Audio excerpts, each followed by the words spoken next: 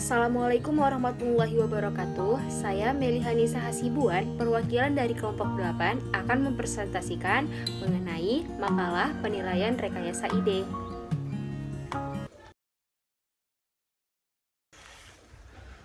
Pada materi penilaian rekayasa ide, adapun pembahasan yang akan dipaparkan yaitu yang pertama, analisis situasi penilaian rekayasa ide. Kemudian yang kedua, ruang lingkup permasalahan penilaian rekayasa ide di sekolah. Kemudian yang ketiga, sistem informasi penilaian rekayasa ide berbasis IT. Kemudian yang terakhir yaitu kesimpulan dari seluruh pembahasan yang ada. Penilaian rekayasa ide adalah penilaian pada ide-ide yang diberikan oleh mahasiswa kepada masyarakat. Ide-ide tersebut merupakan ide-ide aktual yang dapat diaplikasikan di kehidupan masyarakat, baik di sekolah maupun di kehidupan dalam bersosialisasi. Baik, kita akan masuk ke materi yang pertama, yaitu analisis situasi penilaian rekayasa ide. Nah, baik, dalam penilaian rekayasa ide ada beberapa aspek yang perlu dianalisis. Yang pertama yaitu originalitas ide. Nah, originalitas ide ini merupakan orisinil atau ide yang masih murni yang diberikan oleh mahasiswa, di mana ide ini merupakan ide langsung dari mahasiswa, bukan berupa ciplakan dari ide-ide orang lain. Selanjutnya, kerangka pemikiran mahasiswa. Pada kerangka pemikiran mahasiswa, mahasiswa dituntut untuk memiliki wawasan yang luas. Wawasan yang luas ini digunakan untuk pengembangan ide-ide yang mereka miliki, sehingga mereka dapat menjelaskan serta memaparkan ide-ide yang mereka miliki. Kemudian selanjutnya yaitu susunan rekayasa ide. Aspek yang dinilai selanjutnya itu susunan rekayasa ide. Mengapa? Karena dalam penulisan rekayasa ide juga memiliki susunan atau struktur dalam penulisan. Nah, selanjutnya yaitu kemahiran presentasi. Jadi, mahasiswa setelah melakukan atau menyusun rekayasa ide yang mereka berikan, mereka juga akan mempresentasikan sehingga mereka dapat mempertanggungjawabkan ide yang mereka berikan. Atau pada kemahiran presentasi ini, dosen dapat menguji tingkat pemahaman mahasiswa terhadap ide yang mereka berikan.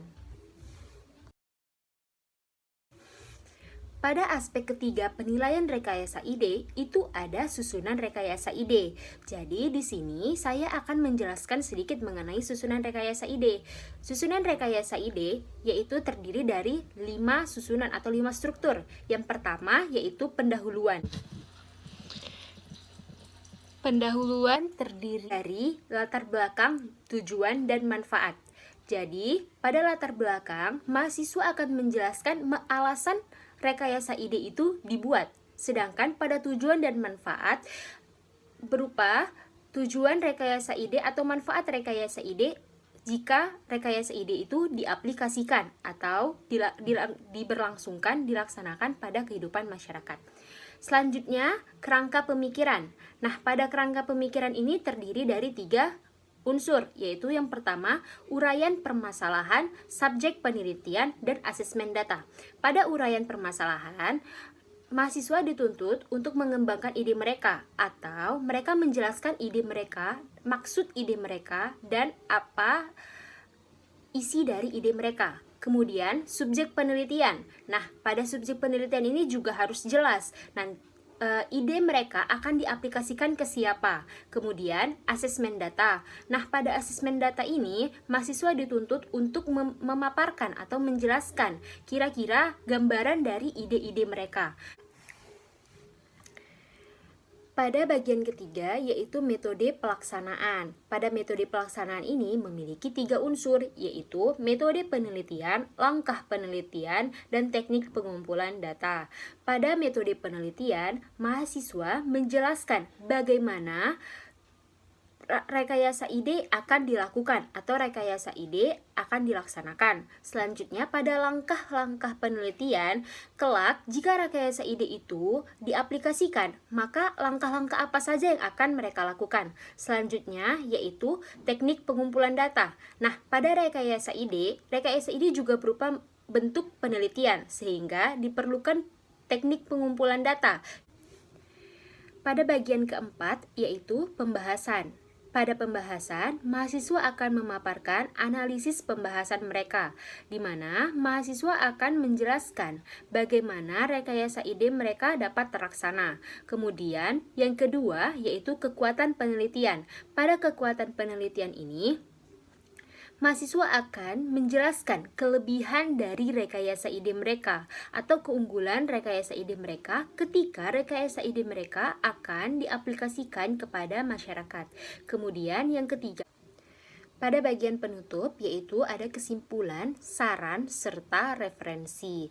Pada referensi, mahasiswa akan memaparkan sumber-sumber sehingga mereka bisa memunculkan rekayasa ide yang mereka paparkan. Selanjutnya, yaitu ruang lingkup permasalahan penilaian rekayasa ide di sekolah. Nah, pada ruang lingkup permasalahan ini ada 3, yaitu penilaian sikap, penilaian pengetahuan, dan penilaian keterampilan. Jadi, pada penilaian sikap ini, dosen dapat menilai sikap atau perilaku mahasiswa. Dan penilaian ini dapat dilakukan ketika mahasiswa melakukan presentasi rekayasa ide mereka. Kemudian yang kedua yaitu penilaian pengetahuan. Pada penilaian pengetahuan ini yaitu menilai tingkat pemahaman siswa. Pada penilaian pengetahuan ini, dosen dapat mengukur pengetahuan mahasiswa dari paparan rekayasa ide yang mereka berikan. Kemudian yang ketiga yaitu penilaian keterampilan. Pada penilaian keterampilan ini, dosen dapat memperoleh informasi tentang kemampuan siswa, yaitu pada kemampuan siswa pada saat mereka menjelaskan atau memaparkan ide mereka. Selanjutnya yaitu sistem informasi penilaian rekayasa ide berbasis IT. Nah, penilaian rekayasa ide berbasis IT ini merupakan salah satu metode penilaian dengan menggunakan alat penilaian. Alat penilaian di sini misal berupa komputer. Nah, penilaian menggunakan komputer merupakan solusi dalam mengatasi permasalahan keterbatasan waktu dan tuntutan profesionalisme guru dalam bekerja. Selanjutnya, kelebihan dan kekurangan penilaian berbasis komputer.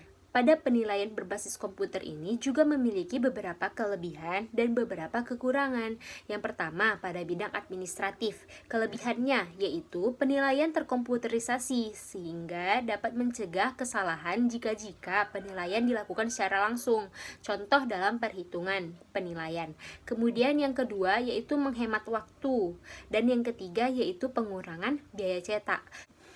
Pada bidang administratif juga memiliki beberapa kekurangan. Yang pertama yaitu dapat menghabiskan banyak biaya. Menghabiskan banyak biaya ini biaya yang diperlukan untuk merawat perangkat lunak maupun perangkat keras yang harus digunakan pada keadaan bagus untuk menghasilkan hasil yang bagus pula. Kemudian beberapa sistem tidak dapat menerapkan penandaan anonim. Nah, kemudian selanjutnya pada bidang pedagogis. Nah, pada bidang pedagogis ini kelebihannya yaitu yang pertama, mengajar dapat memantau kemajuan siswa. Kemudian yang kedua, siswa dapat melihat perkembangan mereka sendiri. Kemudian yang ketiga, yaitu pengajar dapat menerapkan kegiatan belajar yang berbeda kepada siswa. Tetapi pada bidang pedagogis ini juga memiliki beberapa kekurangan. Yang pertama yaitu siswa dituntut untuk memahami dan berpengalaman dalam menggunakan komputer. Sementara untuk saat ini memang banyak siswa yang sudah memahami penggunaan komputer, tetapi masih ada yang kurang dalam penggunaan komputer. Mereka mahir dalam menggunakan handphone atau telepon genggam, sementara mereka masih kurang dalam mengoperasikan komputer. Kemudian yang kedua, yaitu pada sisi CBT yang tidak diawasi dapat menimbulkan resiko plagiatisme. Nah, jadi jika dalam penggunaan komputer ini atau berbasis IT ini sangat mudah bagi siswa yang handal dalam menggunakan komputer untuk melakukan plagiatisme atau menyontek atau menjiplak hasil jawaban teman mereka sendiri. Kesimpulan dari pembahasan kita ini yaitu yang pertama, penilaian adalah suatu usaha untuk mengumpulkan informasi atau mengolah informasi untuk mengetahui capaian hasil belajar mahasiswa. Dan rekayasa ide adalah sebuah ide yang diberikan oleh mahasiswa kepada masyarakat. Ide itu berupa ide-ide yang aktual yang dapat menjadi solusi bagi masyarakat dalam permasalahan-permasalahan yang ada. Sekian dari saya, terima kasih atas perhatiannya dan mohon maaf atas segala kekeliruan yang saya lakukan. Saya akhiri, Assalamualaikum warahmatullahi wabarakatuh.